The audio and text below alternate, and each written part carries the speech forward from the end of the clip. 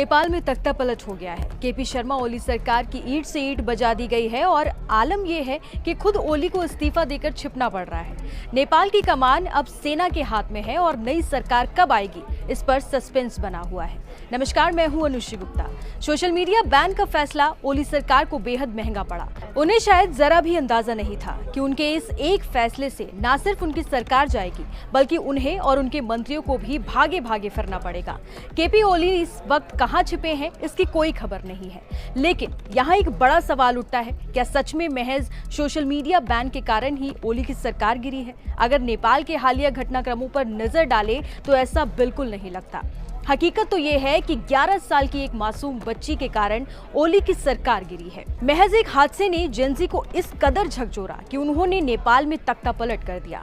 जी हाँ, नेपाल में तख्ता पलट की स्क्रिप्ट बहुत पहले अगस्त महीने की शुरुआत में ही लिख दी गई थी। तब एक दिल दहला देने वाला हादसा हुआ था। ललितपुर जिले के हरिसिद्धि में एक प्रांतीय मंत्री की सरकारी गाड़ी ने पैदल क्रॉसिंग कर खड़ी 11 साल की बच्ची को टक्कर मार दी। गाड़ी की टक्कर से बच्ची गंभीर रूप से घायल हो गई। मंत्री की गाड़ी बच्ची को उसी हालात में छोड़कर भागने की कोशिश कर रही थी, मगर स्थानीय लोगों ने ड्राइवर को पकड़ लिया।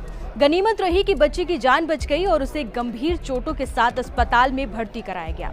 ड्राइवर को हिरासत में ले लिया गया, लेकिन इसके बाद जो हुआ उसने लोगों के गुस्से को और भड़का दिया। मंत्री के ड्राइवर को महज 24 घंटे के अंदर रिहा कर दिया गया। इस बात ने लोगों में आक्रोश भर दिया। वहीं प्रधानमंत्री केपी ओली ने इसे एक मामूली घटना करार दिया, जिसने जेनजी के गुस्से को आग में घी डालने का काम किया। बच्ची के एक्सीडेंट की तस्वीरें सोशल मीडिया पर जंगल की आग की तरह फैल गई थी। लोगों ने सोशल मीडिया पर लिखना शुरू कर दिया कि बच्ची सड़क पर घायल पड़ी रही और सरकारी काफिला बिना रुके निकल गया। इसके लिए कई हैशटैग भी चले, जैसे hashtag justice for the girl और हत्यारा सरकार, जो ट्रेंड करने लगा। ये साफ दिखा कि युवाओं में सरकार के खिलाफ कितना गुस्सा उबल रहा है। नेपाल में वैसे भी बेरोजगारी और भ्रष्टाचार को लेकर युवाओं में सरकार के खिलाफ गुस्सा पहले से ही सुलग रहा था।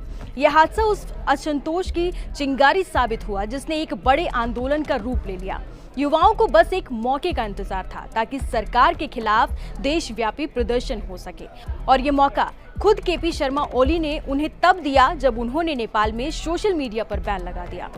4 सितंबर को नेपाल सरकार ने फेसबुक और व्हाट्सएप जैसे सोशल मीडिया मंचों पर प्रतिबंध लगा दिया। इस घटना ने जेनजी को और भी ज्यादा भड़का दिया, जिसके बाद 8 और 9 सितंबर को नेपाल में जो हुआ उसे पूरी दुनिया ने देखा। नेपाल के युवाओं ने संसद को घेर लिया, राष्ट्रपति भवन से लेकर प्रधानमंत्री कार्यालय तक पर कब्जा कर लिया और जमकर तोड़फोड़ भी की।